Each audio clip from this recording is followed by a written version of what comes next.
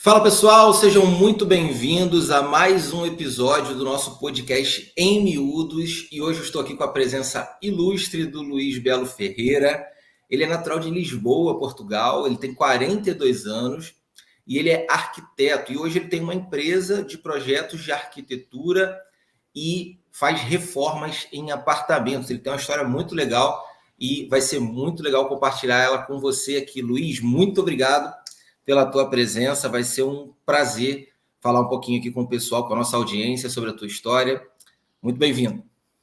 Boa tarde, Fábio, e a todos que nos acompanham. É um prazer enorme estar aqui por este convite que me fizeram e será muito bom partilhar a minha experiência e se eu puder, não é, dentro daquilo que eu sei, ajudar outras pessoas, será ótimo. Maravilha, maravilha. Muito obrigado, Luiz. Luiz, vamos começar já falando do que você faz no momento, né? Você é arquiteto e tem uma empresa que faz aí esses projetos de arquitetura. Conta aqui para a nossa audiência como que você percebe hoje esse mercado que você atua, pontos fortes, pontos fracos. O espaço é todo seu aqui. Eu sou, como o Fábio falou, sou arquiteto. Sempre foi um sonho que eu tive desde criança, que eu gostava de desenhar. Gostava de obras e sempre tive esse sonho e lutei e fui atrás dele e graças a Deus consegui realizar e hoje eu consigo dizer que realmente sou realizado na minha vida profissional, também nas outras áreas, mas no que toca à minha profissão gosto mesmo muito daquilo que eu faço. E realizo-me em cada projeto que eu faço porque quando procuro realmente corresponder às expectativas dos clientes que me procuram, não é? Porque eles apresentam, digamos, um problema que é, ou seja, têm um sonho também para construir uma casa ou fazer uma reforma dentro do seu apartamento ou da sua moradia e conseguir corresponder às suas expectativas é sempre um desafio e o maior retorno que nós temos não é tanto o financeiro que nós recebemos, também é importante, mas quando os clientes no final gostam daquilo que apresento e então isso é muito gratificante. E hoje em dia temos um mercado de arquitetura muito, muito dinâmico também, cá em Portugal tem crescido bastante nos últimos anos. É um mercado diferenciado em alguns aspectos do mercado, por exemplo, brasileiro, mas eu não conheço muito o mercado brasileiro, embora já tenha feito alguns projetos para o Brasil, participado em alguns projetos, e também para Angola, mas é um mercado, cá em Portugal é um mercado muito dinâmico e temos tido uma grande exposição dos nossos arquitetos lá fora, pelo mundo fora, não é? Temos tido um grande reconhecimento da nossa arquitetura portuguesa, através de prémios do Pritzker, que é o Prémio Nobel da Arquitetura, ou seja, nós tivemos já dois arquitetos a ganhar, o arquiteto Souto Moura e o arquiteto Álvaro Cisa Vieira, e isso tem sido muito gratificante para nós, arquitetos portugueses. E isso tem trazido realmente um mercado muito... tem aberto as portas do nosso mercado de arquitetura para o mundo fora. Como também temos tido bastante... isto também foi um facto e o Fábio também é capaz de ter conhecimento disso, que é os Golden Visa, que foi uma coisa que veio atrair muito investidor estrangeiro cá para Portugal. E isso acabou por dinamizar ainda mais o mercado da construção e o mercado da arquitetura, porque tivemos muitos investidores europeus, nomeadamente franceses, alguns ingleses, alemães, mas também alguns brasileiros também têm vindo a apostar neste mercado de imobiliário cá em Portugal. E isso acaba por ainda dinamizar mais o nosso mercado e a competitividade ser ainda maior. E, portanto, é algo que também é muito importante para a economia portuguesa, porque parte do PIB do nosso país está assente na construção civil e isso acaba por gerar aqui muito trabalho, muitas oportunidades e tem sido muito, muito bom. É um mercado com uma dinâmica muito, muito grande e com a tendência a crescer. Legal, muito bom. É muito interessante essa percepção sua, né? Até para que o pessoal possa entender a visão do povo português mesmo, do próprio português em relação ao mercado, né? E até do investidor, né? Da importância do investidor nesse sentido, né? Porque ele ajuda a movimentar a economia nesse sentido, né? E a gente percebe que todo país, né? Existe um cálculo, não sei se você conhece isso, essa informação, que calcula o desenvolvimento de um país pelo número de sacos de cimento que são usados na construção civil. Não sei se você sabia disso.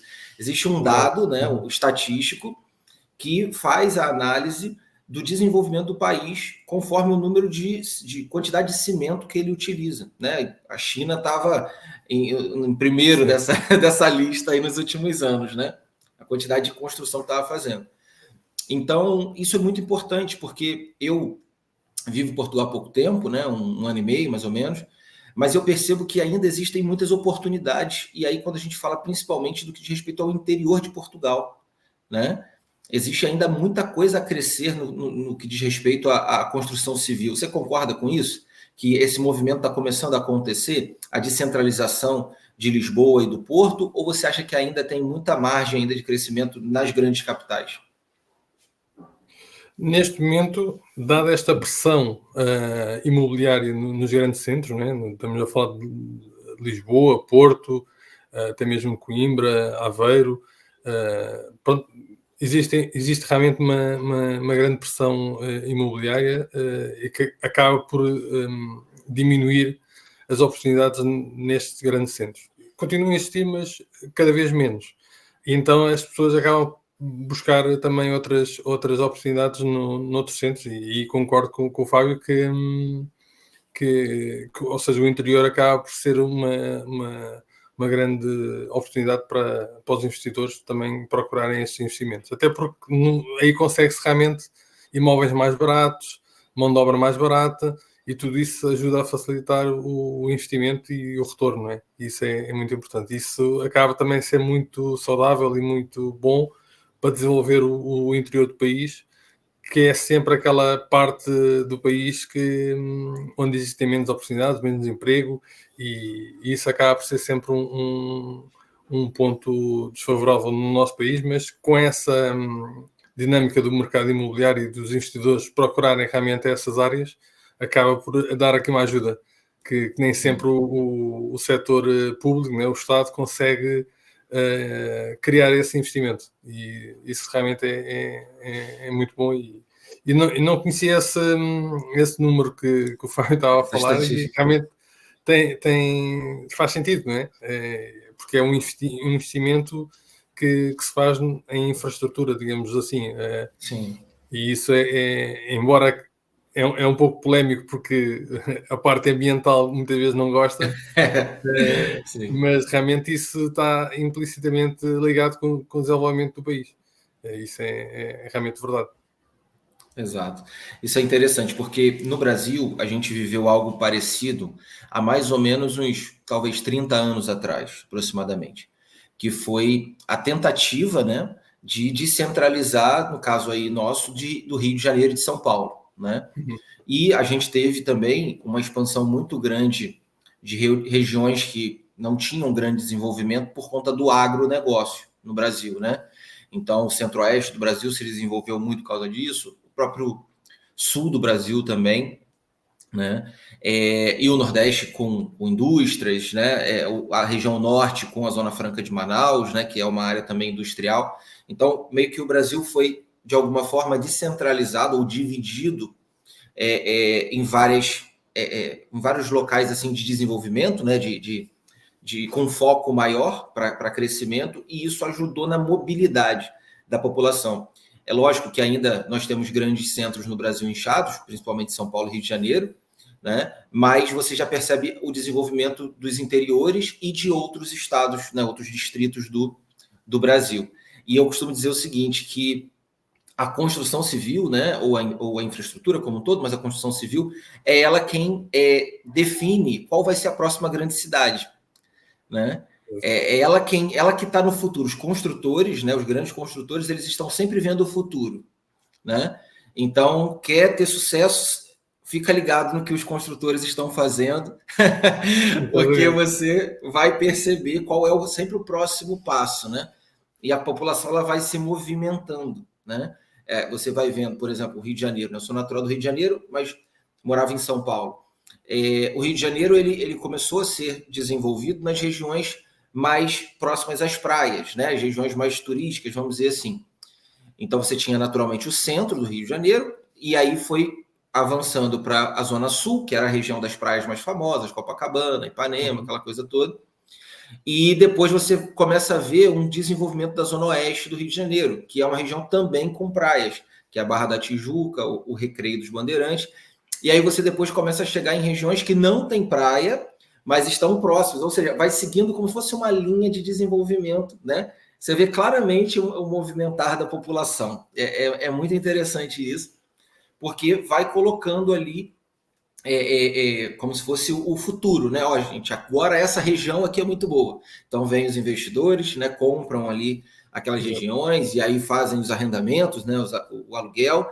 E aí a população com uma classe social um pouquinho mais baixa, que às vezes não tem o poder de compra, mas consegue fazer o arrendamento, ela vai e aí começa a movimentar a economia daquela região, comércio, serviços, dependendo do caso, indústrias, e aí você já tem uma grande região também, uma grande freguesia, aqui a gente chama de bairro, né, no Brasil, mas uma grande freguesia, e aí você tem o desenvolvimento de uma nova região. E eu percebo muito isso, Luiz, em que Portugal está caminhando para isso. Eu acredito muito nisso, né?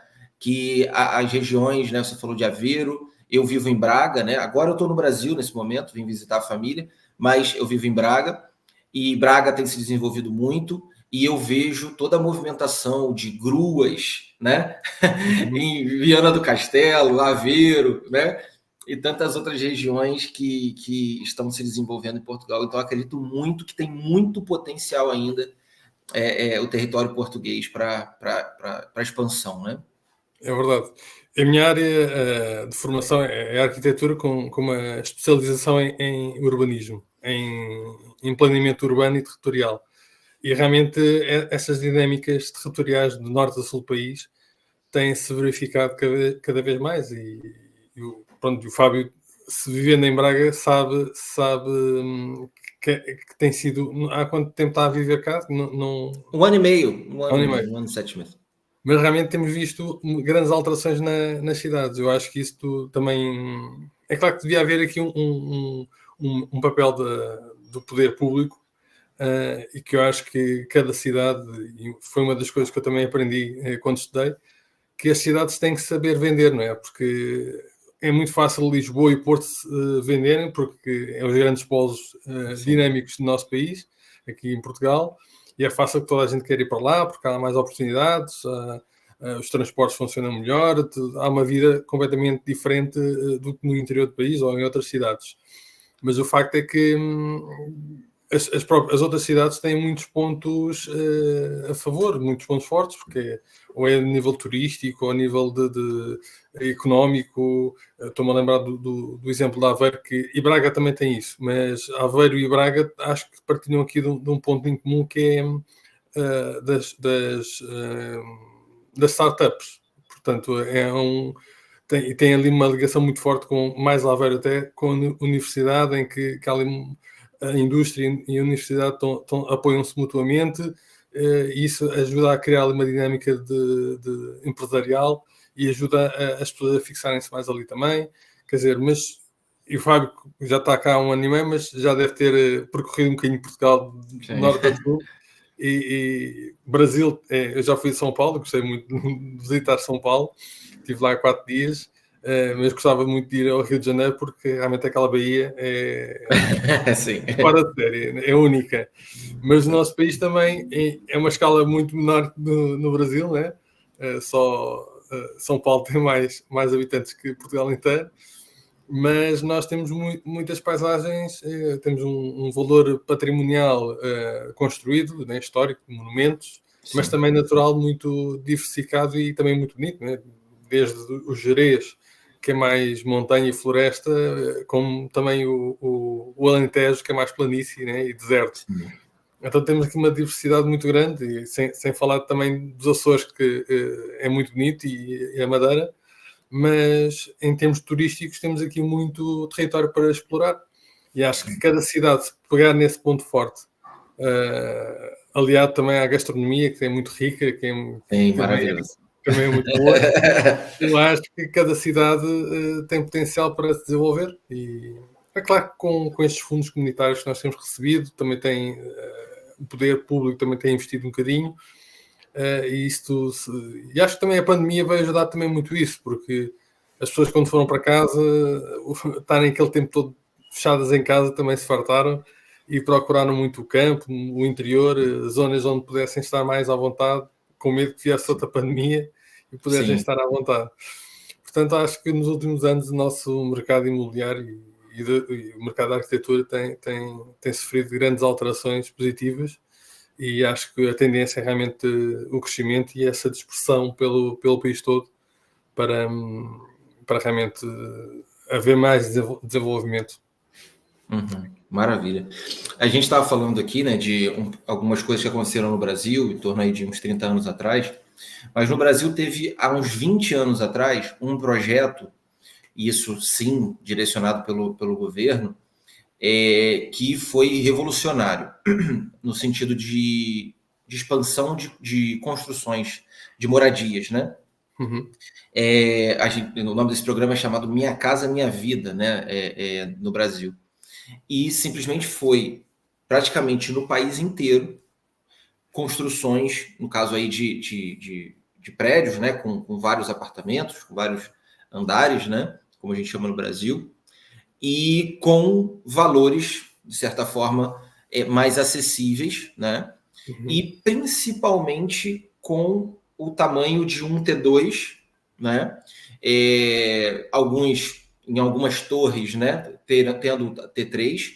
No Brasil a gente tem muito a construção, o conceito de condomínio fechado, né? Sim, diferente de Portugal, né? Portugal, sim. muitas vezes, o condomínio é só o prédio, mas a gente tem, por conta de segurança e tal, aí você tem uma quadra esportiva, às vezes uma piscina, um ginásio, dentro da mesma estrutura cercada, né? Por conta de problemas de segurança, o Brasil tem muitos desses condomínios, né? E isso foi, Luiz, no Brasil, de fato, revolucionário, porque muitas construções novas foram feitas, muitas, milhares, não sei esse número, mas talvez até milhões, me arrisco a dizer. A quantidade foi muito grande. E, de certa forma, a gente tem no Brasil um banco, né? Em Portugal também tem, né? A Caixa Geral de Depósitos, a gente tem a Caixa Econômica Federal.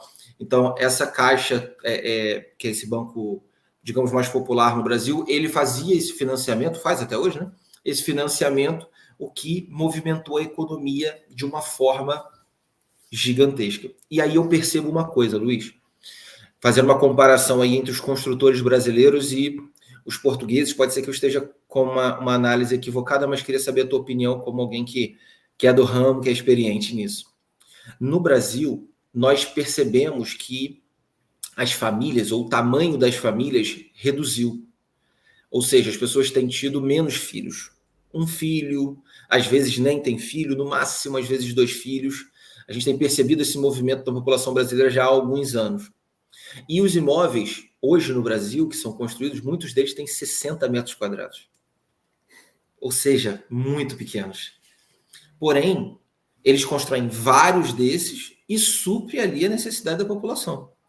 Coisa que em Portugal eu percebo que os imóveis são muito maiores. Às vezes 100 metros quadrados, 100 e poucos metros quadrados. E no Brasil tem torres com 20 andares. Imagina a quantidade de apartamentos, né? Em Portugal você não tem tantas torres tão altas assim, né? Exatamente. E você acha que os construtores portugueses perceberam essa mudança de comportamento nas famílias, né? De que antigamente elas estavam sempre dentro das suas casas, porque as famílias eram muito grandes, e há alguns anos para cá as famílias têm diminuído, e talvez fizesse sentido uma mudança no modelo de construção, para que esses apartamentos pudessem ser menores e naturalmente num custo talvez eventualmente um pouco mais acessível para a população? Você acha que isso pode acontecer em Portugal ou essa tendência não deve acontecer?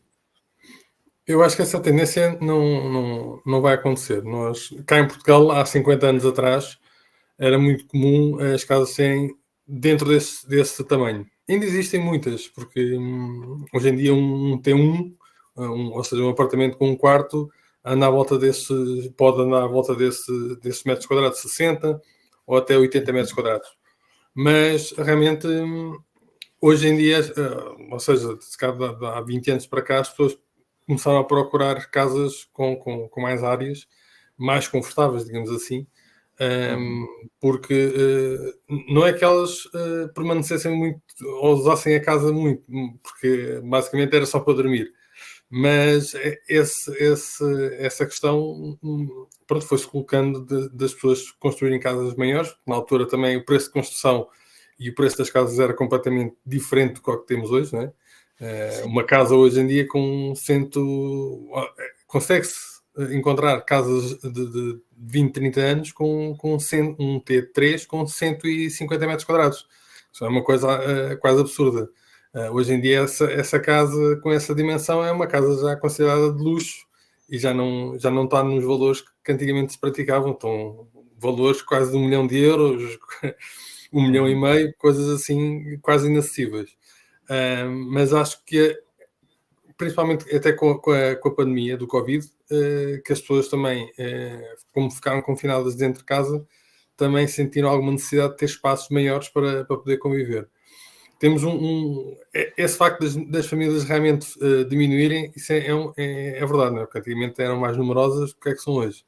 No entanto, e infelizmente, digo infelizmente porque como o Fábio sabe, valoriza a família e hoje em dia o número de divórcios também tem aumentado muito. E muitas vezes é comum haver duas famílias de 2 filhos separados, né? E os casais refazem a sua vida com outros, né? Com outros pronto, marido ou mulher, não é? Mas em que também já trazem mais 2 filhos desse casamento. Então acabam de ter, quando eles se juntam todos, acabam de ter necessidade de ter apartamentos maiores para poder estar com a família. Portanto, às vezes o nosso mercado anda à volta de um T1 para o jovem que saiu da casa dos pais, foi viver sozinho, para um T4 que muitas vezes não é tão... É mais o T2 e o T3 as tipologias mais vendidas.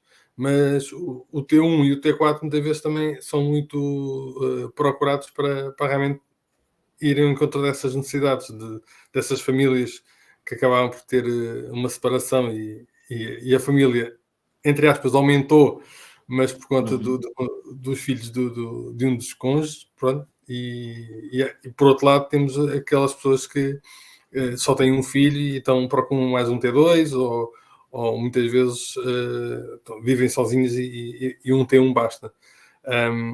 No entanto, temos aqui, como eu falei da pandemia, as pessoas procuraram ter mais um quarto. Por exemplo, pode ser um casal com um filho, mas procuram um T3 para quê? Para que o outro quarto seja um escritório, um local de trabalho. Mas acho que a tendência não vai ser essa de diminuir, antes pelo contrário. Vão continuar a procura de casas com áreas grandes. Pronto, e os preços das casas obrigatoriamente vão ter que chegar a um limite e não passar desse limite. Porque hoje em dia temos este problema de habitação cá em Portugal e o governo lançou há pouco tempo algumas medidas para tentar combater esse problema, para tentar colocar no mercado mais casas para as pessoas poderem comprar com preços mais acessíveis. Então, se aumentar a procura, pronto, a oferta vai ter que os valores praticados vão ter que descer, não é? Porque se a oferta vai aumentar e a procura vai aumentar também, não é? Mas tudo isso, o mercado vai funcionar por ele mesmo e os valores que nós temos hoje em dia vão começar a baixar, de certeza. Não sei daqui a quanto tempo, porque temos visto algum abrandamento do mercado, porque tenho acompanhado em alguns relatórios de imobiliárias e temos visto que realmente o preço das casas tem diminuído ligeiramente, ainda não tanto quanto nós gostaríamos, mas tem, e isso acho que a tendência vai ser manter as casas com as áreas que nós temos atualmente e os valores é que vão ter que descer. Uhum. Eu brinco com os portugueses, né? Os amigos que eu tenho feito em Portugal. Eu falo assim: olha, eu costumo dizer aqui para os amigos portugueses que eu tenho, né? Eu falo assim para eles: olha, eu vim do futuro. Eu falo para eles assim, né? Aí eu conto essas experiências do Brasil, né? Porque no Brasil a gente tem uma taxa de juros muito alta, né? No Brasil a gente sai de uma crise, 3 anos depois entra em outra e depois sai um pouquinho, depois entra em outra de novo. Então a gente está acostumado a viver com uma taxa de juros muito alta. É caro, né? O financiamento no Brasil é muito caro, se paga muito caro por isso. A gente costuma falar que a gente compra uma coisa e paga duas, né? Muitas vezes, né? Que é totalmente diferente de Portugal. Porém, para os padrões portugueses, hoje vocês estão com uma taxa de juros alta em relação ao que tinham no passado, né? E muitas vezes isso acaba tirando, né, desaquecendo essa questão da compra, porque as pessoas ficam com aquela lembrança da taxa de juros que tinham no passado. Não, vou esperar voltar ao que era para que eu possa comprar, né? E aí eu brinco com o pessoal e falo assim, olha, acho difícil isso voltar ao que era antes, né? Eu acho que aquilo que vocês viveram não vai acontecer mais. Então, não sei, não sou economista, mas é uma percepção, né? Um mundo em guerra, né? Um mundo estranho, do jeito que a gente está vivendo, né? A gente sai de 2 anos praticamente de pandemia. Em fevereiro de 2022, a gente entra numa guerra entre um dos maiores produtores de gás do mundo ali, né, que é a Rússia, sim, com um dos maiores produtores de alimentos do mundo, que é a Ucrânia. Ou seja, você tem um impacto direto na cadeia de alimentação e fora a insegurança, né, de trânsito dos mares ali daquela região, muita confusão assim em sequência, né? A gente está aí prestes a uma eleição americana também, que a gente não sabe o que vai acontecer, e o mundo está estranho, né? O mundo está estranho. Então eu falo com o pessoal isso, eu falo, olha, eu acho que essa taxa de juros não vai diminuir, não. É verdade, também não acredito que a gente consiga voltar ao que era antes. Isso até acho que foi uma altura da economia do nosso país única e que não se vai voltar a repetir. Na altura, quando entramos para a comunidade europeia, quer dizer, houve ali muitos apoios, taxas de juros muito baixas, em que era, cá em Portugal costumava-se dizer que, principalmente nos agricultores, que iam buscar muitos apoios à comunidade europeia, eles semeavam, por exemplo, batatas, mas iam colher apartamentos, jipes, o dinheiro que eles iam lá buscar dava para tudo. E infelizmente no nosso país, digo isto que infelizmente porque realmente é uma realidade, nós economicamente não somos muito fortes, não temos uma economia fortíssima, sempre vivemos um bocadinho na dependência.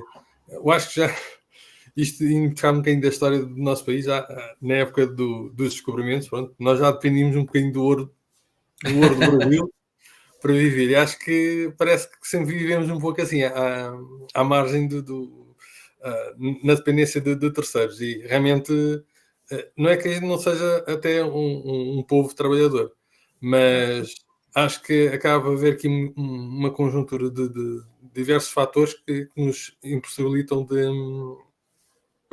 outra vez. Ou seja, há aqui uma conjuntura de fatores que nos levam a ter esta economia fraca. Eu acho que temos muito potencial também, acho eu, pronto, à nossa escala, mas eu acho que economicamente poderíamos estar um bocadinho mais lá à frente se nós aproveitássemos as oportunidades, como é agora, chamam-lhe esta bazuca, este plano de resiliência, os fundos que estão a vir aí, que são muito bons para impulsionar a economia, mas ainda ontem ouvi uma notícia que o relatório que fizeram a esses fundos é desastroso, porque já deviam estar com uma taxa de execução desses apoios muito mais lá à frente do que estão. Portanto, somos um país que muitas vezes andamos a discutir onde é que é o aeroporto de Lisboa, há 50 anos, andamos a discutir também há uma série de anos para onde é que vai o TGV, quer dizer, infraestruturas muito importantes para o nosso país que já deviam estar mais discutidas e já deviam estar a ser executadas. Não é? É uma coisa que eu partilho da mesma opinião, como o Fábio estava a dizer, que o Brasil sai de uma crise passado uns tempos de entrar noutra, nós também acabamos por ser um pouco assim. E agora estamos com esta crise política porque tivemos umas eleições que o Fábio deve ter acompanhado, que não geraram um governo forte, não é um governo com autonomia para governar, estamos um bocado aqui divididos. Mas como eu partilho dessa opinião, acho que o mundo está mesmo estranho, acho que estamos aqui em França também as coisas muito divididas, Inglaterra a mesma coisa, estamos agora nos Estados Unidos, que também não sabemos o que é que vai acontecer e que também realmente também parece que aquilo agora já está ali um bocado também dividido. Estamos a passar por uma era um pouco estranha e que todos nós temos que nos adaptar a isso, mas acho que temos que olhar em frente e aproveitar sempre o melhor que nós temos. Sim, não, concordo. E sempre quando eu converso seja com investidores ou com pessoas que convivem aqui no nosso ecossistema, né? Eu falo para as pessoas assim que Portugal é um país muito interessante, né, para que se possa investir e estar atento, porque em relação à Rússia, vamos dizer assim, né, que é, vamos dizer assim, dentro ali da Europa, né, lógico que a Rússia tem um pouquinho de Ásia também, mas dentro da Europa, o Portugal é o país mais longe da guerra, né? E somado a isso, Portugal é um dos países que tem um clima em relação ao restante da Europa muito mais ameno do que os invernos rigorosos de muitos outros países. Exatamente. Então, quando a gente pensa em crise energética, Portugal é um local seguro para estar, né? Porque você não vai ter menos 30 graus, você não vai ter menos 20 graus em Portugal. Você vai ter frio, mas não vai ter algo glacial, né? de Antártida. Não tem isso. Então, você tem as estações do ano muito bem definidas, né?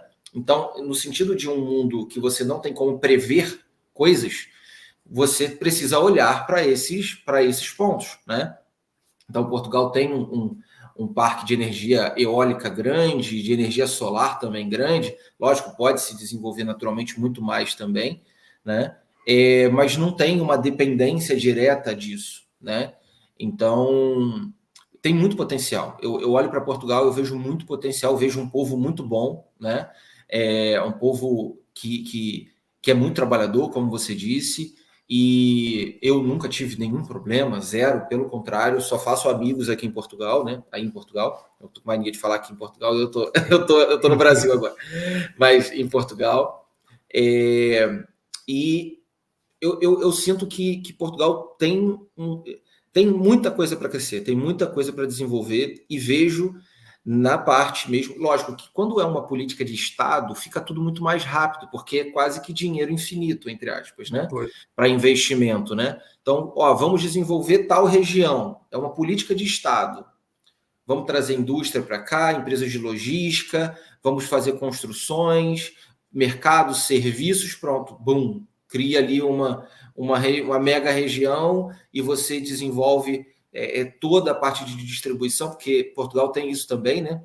Por exemplo, uma cidade como Viseu, né? Ela é muito importante no sentido de logística, porque ela está ali bem no meio, né? Entre Lisboa e o Porto e no caminho para a Espanha, né? Exatamente. Então, é uma cidade extremamente estratégica, né? Viseu, muita gente fala comigo, eu falo, olha, fica atento a Viseu, porque Viseu é uma região bem estratégica, está no meio de tudo ali, está entre tudo. Né?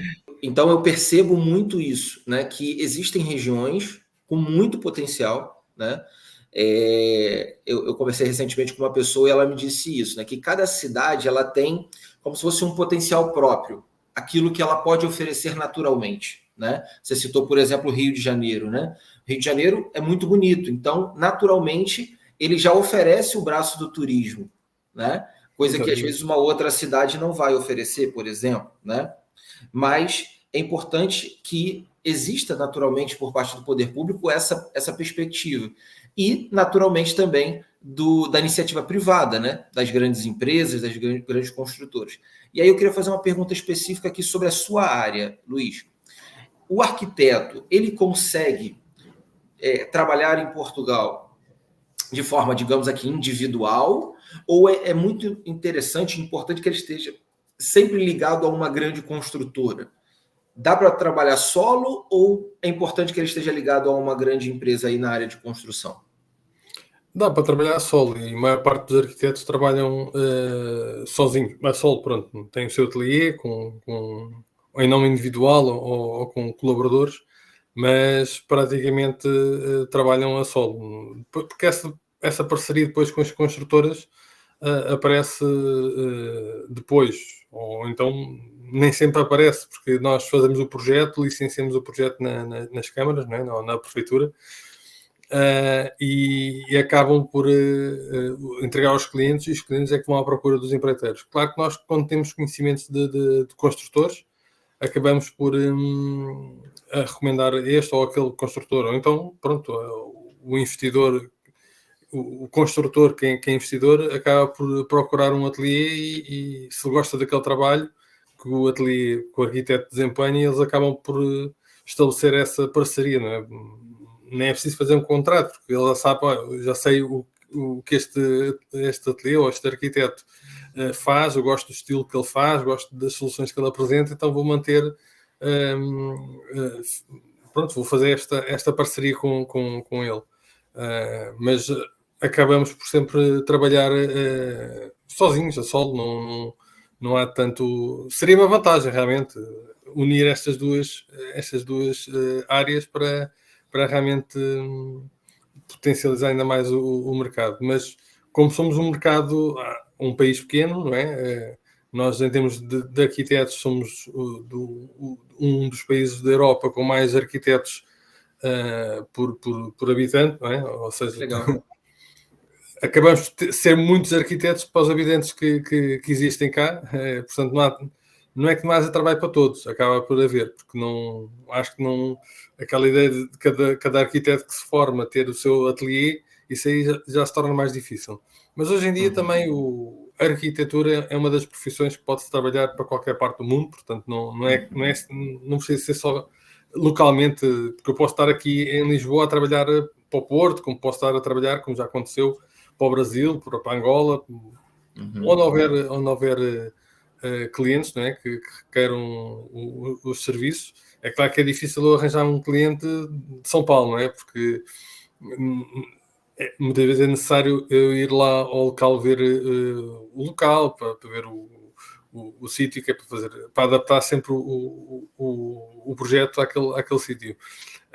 No entanto, muitas vezes nós temos cá em Portugal muitos gabinetes de arquitetura que têm projetos na Argélia, têm projetos na China, têm projetos no Brasil, têm projetos em todas as partes do mundo, porque também tem uma parte comercial que vai lá, arranja clientes pronto, já tem um renome diferente também no mercado que os permite ter clientes de vários pontos do mundo. Agora, cá em Portugal, como nós somos um mercado mais pequeno, são poucos aqueles que têm realmente essas parcerias com as construtoras. A maior parte dos arquitetos trabalha com o cliente individual, com aquele cliente particular que quer a sua moradia, quer a sua reforma no apartamento. Legal, muito bom. Bom, agora vamos mudar aqui um pouquinho o assunto, porque você está aí diante de um desafio aí que você quer fazer, né? Correr a sua primeira maratona. Conta essa história pra gente aí. É verdade. Tá essa preparação aí. 42 quilômetros da maratona, é isso? Exatamente. Meu Deus. Conta É aí pra gente. É um grande desafio para mim. Eu já fiz uma meia maratona, na altura já foi há alguns anos, participei numa meia maratona e pensava que não era capaz e consegui. E para mim foi um desafio muito interessante, porque ao longo da corrida fui-me apercebendo de certas coisas que eu nunca tinha parado para pensar, porque eu comecei a fazer os quilómetros, a percorrer os primeiros quilómetros, e eu pensava, bem, 21 quilómetros, estava habituado a correr só 8, no máximo 10. Bem, isto aqui, vamos lá ver se eu consigo chegar ao fim. Mas o que é certo é que eu encarei aquele desafio passo a passo, ou seja, não olhei para aquilo com os 21 quilómetros, encarei quilómetro a quilómetro. Eu, olha, já fiz mais um, já fiz mais outro, e fui fazendo adotei esta estratégia e acabou por resultar, e acabei por conseguir fazer a meia maratona coisa que eu não sabia, pensava que não era capaz. Eu então, já há algum tempo que andava com vontade de fazer uma maratona, e então também por conta desta preocupação de ter uma vida mais saudável, porque a minha profissão também acaba por fazer-me ter uma vida mais sedentária, então precisei também de retomar o desporto, a atividade física, isto também, pronto, em busca também, na altura comecei a acompanhar o Pablo Marçal, que agora está muito conhecido aí no Brasil. Sim. E realmente esta mudança de mentalidade, buscar realmente uma nova, uma vida equilibrada em termos de atividade física e alimentação, levou-me realmente a procurar voltar às corridas, que é um hobby que eu gosto muito. Eu gosto de me cansar a correr. E então vi este desafio, bem, vou me inscrever na Maratona de Lisboa, e este ano vou participar. Tenho andado a treinar para isso. Vamos ver como é que vai correr. Eu já me vejo a cortar a meta, agora só falta concretizar fisicamente no dia, acho que é 6 de outubro.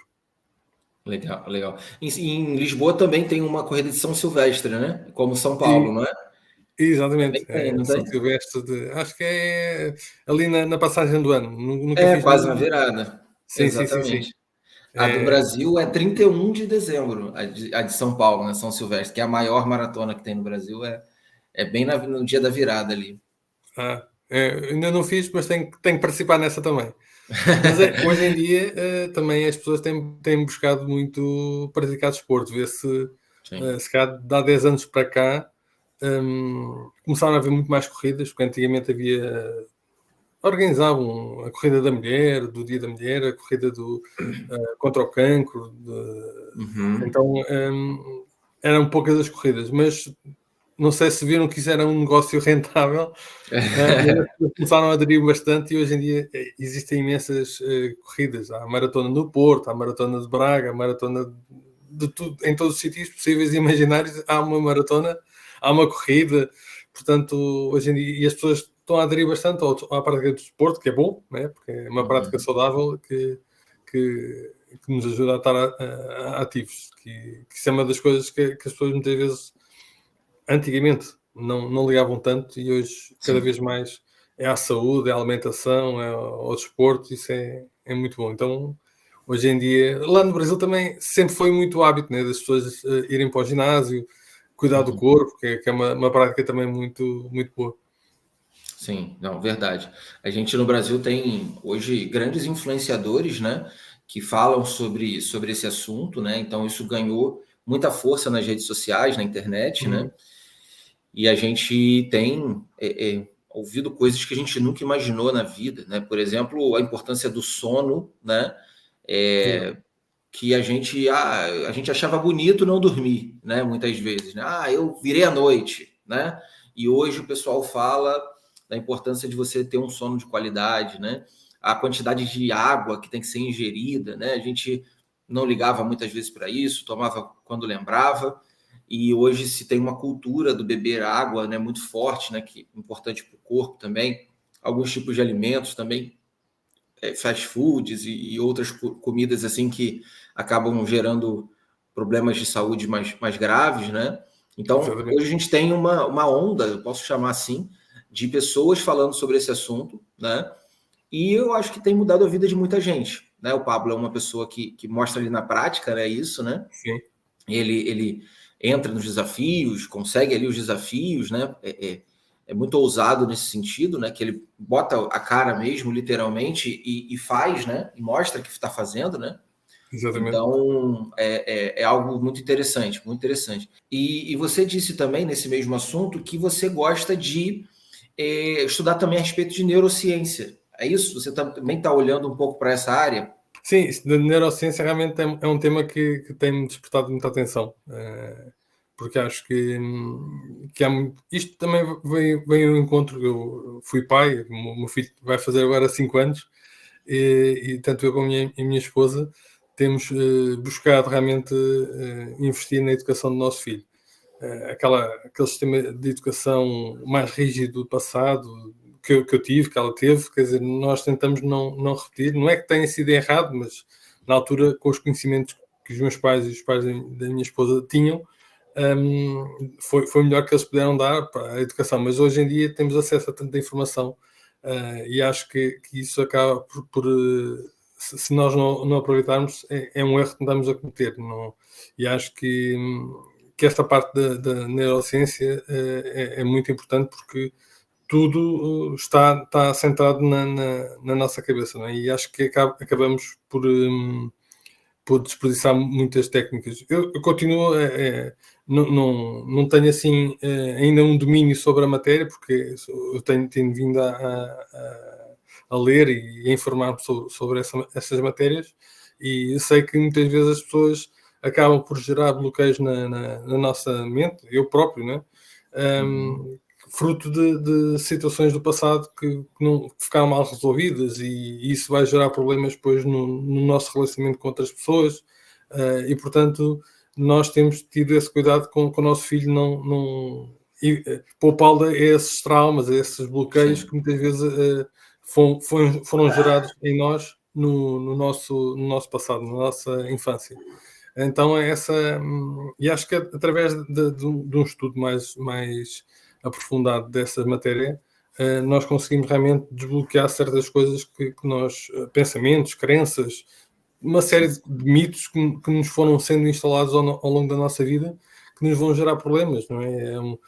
O facto de nós muitas vezes pensarmos que não somos merecedores de certas coisas na sociedade. Eu sempre fui também um jovem com uma autoestima muito baixa, porque sempre me comparava com outros, porque, quer dizer, isto fruto do quê? Fruto de que os meus pais também vinham de famílias humildes, não tinham muitas posses, e acabava por gerar ali quase uma crença de não podemos gastar muito, porque senão não vamos ter, ou seja, neste caso era um bloqueio de escassez, digamos assim. E que muitas vezes leva-nos também a pensar que nós não merecemos, porque os outros, e nos comparamos com os outros, que os outros é que merecem, que não somos tão bons como os outros. E isto tudo acho que é fruto de uma convivência do passado, de coisas que nos foram sendo passadas, e isso acaba por nos gerar realmente os tais problemas que eu estava a falar, e relacionamentos com outras pessoas, relacionamentos com o nosso cônjuge. E acho que isso é algo que muitas vezes está oculto, e hoje em dia, com acesso à informação que nós temos, e com a internet, com o Instagram, com o YouTube, acabamos por ter acesso a essas informações, que há pessoas que dominam isso e que vão passando, não é? Porque eu entendo que muitas vezes deparo-me com algumas mentiras, entre aspas, que eu acho que são lançadas. Eu acho que eu não queria estar aqui a desenvolver uma teoria da conspiração, mas acho que muitas vezes querem dominar, e eu acho que isto também não quero entrar muito no tema da política, mas acho que é quase uma estratégia da esquerda globalista, digamos assim. E então acho que isso, porque enquanto nós nos mantivermos, digamos, na ignorância, há outras pessoas que se aproveitam disso, né? Eu não tenho muito conhecimento da realidade brasileira, mas do pouco que eu tenho, vejo muito isso também, né? Não só cá em Portugal, mas também no Brasil, que a falta de escolaridade, falta de conhecimento, leva a que as pessoas muitas vezes vivam uma vida quase de miséria sem necessidade nenhuma. Isso, cá em Portugal, nós tivemos durante muitos anos com uma ditadura, um regime instalado no nosso país, que nos levou a ter um pensamento mais retardado, mais fechado, não é? E acho que isso foi de tal maneira instalado na mentalidade dos meus pais, até mesmo dos meus avós, que isso foi passando de geração em geração até chegar hoje até a mim, não é? Só que hoje eu consigo ter acesso a outra informação, consigo ter uma visão diferente do mundo, e acho que através dessas informações da neurolinguística, da PNL, né, da programação neurolinguística, acho que acabamos por conseguir destravar ali certas coisas que nos vão ajudar a ser melhores pessoas, que acho que é um dos objetivos que nós devíamos ter, é a sociedade ser melhor em todas as áreas, mas ajudarmos uns aos outros, ter mais atenção no próximo, porque nós não andamos cá sozinhos, não é? Então, se nós unirmos, juntarmos a força, acho que vai ser mais fácil, porque já basta de tantos problemas que estamos a falar há pouco, né? Da pandemia, das guerras, tudo isso. O mundo já está tão estranho que se nós não buscarmos a verdade, vai se tornar mais difícil. Sim, concordo 100% contigo. É muito interessante isso porque, por exemplo, uma figura que eu passei a admirar como muito além do futebol é o Cristiano Ronaldo, né, que é uma das maiores referências portuguesas.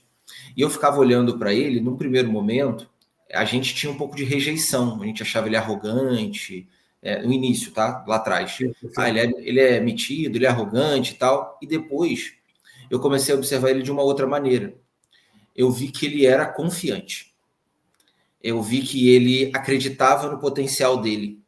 E isso, para quem não entende, parece uma soberba, parece, sabe, querer pisar em alguém, querer ser superior a alguém. E não, ele só conhecia o potencial dele mesmo.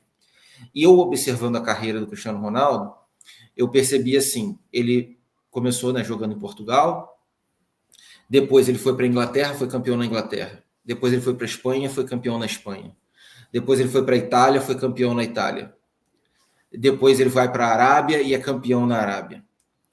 Ou seja, se a gente quiser de verdade, como ele quer, por exemplo, a gente pode dar certo em qualquer lugar do mundo. A gente pode ter sucesso em qualquer área. A gente pode avançar e ser referência onde quer que seja, né? Por exemplo, nós brasileiros, né, os latino-americanos, que sejam, a gente já de cara, já recebe um título de terceiro mundo. Pum, terceiro mundo. Nem tem segundo mundo, eu nunca vi o segundo. Nem segundo mundo tem, a gente já é terceiro, né?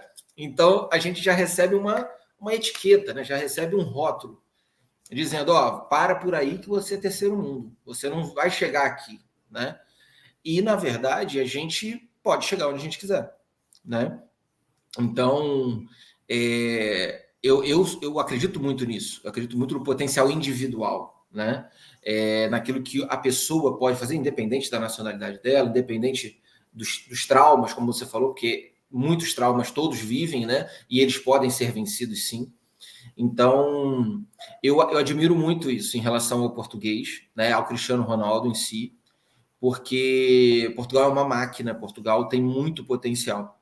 E às vezes falta essa coragem do povo falar assim, de bater na mesa, sabe? Falar, isso aqui é nosso e a gente vai fazer o que a gente quiser e não vai ser eu sou descendente de alemão, mas não vai ser o alemão que vai falar o que a gente vai fazer, não.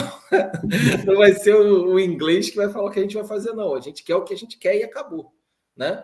É mais ou menos isso, sabe? E eu sinto isso em relação ao próprio brasileiro também, né? A gente, por muito tempo, e até hoje, tem uma influência americana muito grande, tem uma influência europeia muito grande, mas muitas vezes o interesse nacional brasileiro, ele é colocado de lado. A verdade, nem se tem uma coisa, sabe, de visão de nação, sabe? Olha, a nossa nação vai ser isso, isso, isso. Ninguém nunca falou isso pra gente, sabe? Ninguém deu um norte pra gente, falando, a gente vai alcançar isso em tanto tempo, a gente vai fazer isso em tanto tempo, sabe? Como um líder. A gente nunca teve, né? Tanto que no Brasil a gente fala que a gente não tem heróis, né? Muitas vezes a gente transforma os nossos heróis em atletas, jogador, ou um Ayrton Senna, não é uma pessoa que fala, olha, a gente vai do ponto A ao ponto B em X tempo, fazendo isso, isso e isso, e unindo o povo, né? É um povo muito dividido. Então, eu acho que somos de nações diferentes, mas temos muitas semelhanças, né? E não só entre Brasil e Portugal, mas outras nações também, e todos nós temos o nosso potencial ali específico e muito a crescer e ser, né? Sem que outros digam que não é interessante para os outros que cresçamos, né? Essa é a realidade, né? É melhor que a gente seja dependente, que peça ajuda, que tenha dívida com eles, né? E que a gente continue na mesma, né? Então, eu acredito muito nisso e eu vejo que é algo que a gente pode viver junto, né? Como nação, né? Como nação, o Brasil e Portugal podem crescer muito e tomarem o protagonismo que merecem, que devem ter. Né? O que mais chateia, mais deixa revoltado é que nós vemos realmente, no caso de Portugal e Brasil, e como digo, Portugal há a dimensão que ele tem, porque há pouco, como o Fábio estava a dizer, que temos um clima muito, muito bom, eu acho que Portugal tem condições fabulosas, somos um país quase na cauda da Europa, mas somos a porta de entrada da Europa. Uhum. Lá está, tudo depende de como nós olhamos para as coisas, não é?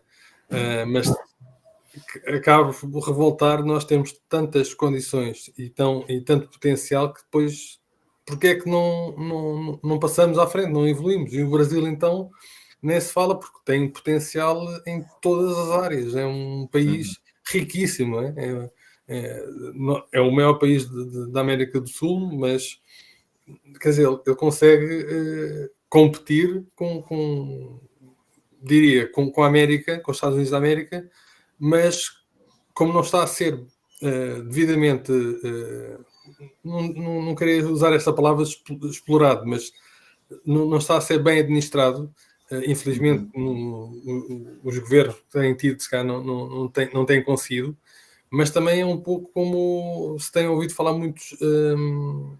muitos influenciadores, quer dizer, tem a ver com a mentalidade do povo. Enquanto ela não for transformada, não for mudada, isto tanto vale para o Brasil como para Portugal, as coisas não vão à frente. E as pessoas têm que entender que realmente são capazes, como o exemplo que o Fábio estava a dar do Cristiano Ronaldo, que realmente é alguém de referência e é bom porque os jovens revêem-se muito, ou querem-se rever nele, não é? É uma inspiração para os jovens, porque ele não é um jogador que ele fala daquela forma e tem aquele posicionamento porque tem credenciais para isso. Ele tem, não, eu sou bom, ponto final, porque eu lutei, eu tenho consciência do meu valor e isso, os jovens entenderem isso, vão muito mais à frente, não vão estar metidos com drogas, com álcool, com coisas que não os vão ajudar em nada, não é? E nós, e se calhar o Brasil também já teve muitos jogadores muito bons, também em termos de futebol, é fantástico o Brasil, mas cá em Portugal já tivemos aqui dois exemplos de jogadores que os comentadores de futebol diziam que iam ser mais com um futuro promissor, ainda melhor que o Cristiano Ronaldo, que iam ser mesmo muito melhores que o Cristiano Ronaldo, só que acabaram por não ter a cabeça e perderam-se, pronto, e hoje em dia estão largados aí um canto, nem sequer jogam futebol porque conseguiram ter uma pequena ascensão e foi o suficiente para se perderem. E o Cristiano Ronaldo, nesse aspecto, realmente é um bom exemplo de perseverança, de acreditar em si mesmo, de disciplina, de foco. Tudo isso faz toda a diferença naquilo que se quer fazer, não é? Não é só em termos familiares, como também profissionais. E se cada um focasse dessa forma ou tivesse essa disciplina, teríamos todos os resultados muito maiores e conseguiríamos mais do que aquilo que a gente pensa que era capaz de conseguir. Com certeza, com certeza. Luís, estamos caminhando aqui já para quase 1 hora de bate-papo, passou muito rápido. Quero deixar aqui um espaço para você deixar os seus contatos, sua rede social, se você tiver, seu site, seu contato. A gente coloca também na descrição do vídeo aqui para quem quiser te seguir ou conversar com você. O espaço aqui é seu para fazer aí suas considerações finais, tá bom? Tá certo, eu quero agradecer essa oportunidade também. Eu infelizmente não tenho ainda site da minha empresa, é uma coisa que eu estou a trabalhar neste momento, porque acho que as redes sociais têm esse potencial e é o futuro, portanto o mundo digital temos que apostar nele, mas de qualquer das maneiras a minha empresa chama-se Pixel Dimension, nós trabalhamos no ramo da arquitetura já há praticamente 15 anos. E portanto nós se quiserem os meus contactos, o meu contacto telefónico depois pode ficar em rodapé, se assim autorizarem também. Também, como vivo e trabalho aqui na zona de Lisboa, facilmente também me desloco para qualquer lado do país ou do mundo, hoje em dia é assim, para eu poder prestar esse serviço de arquitetura. Mas, de qualquer das maneiras, se procurarem por Luís Ferreira no Facebook ou Luís Belo Ferreira no Instagram, vão-me achar e vão-me encontrar para poder servir naquilo que for necessário.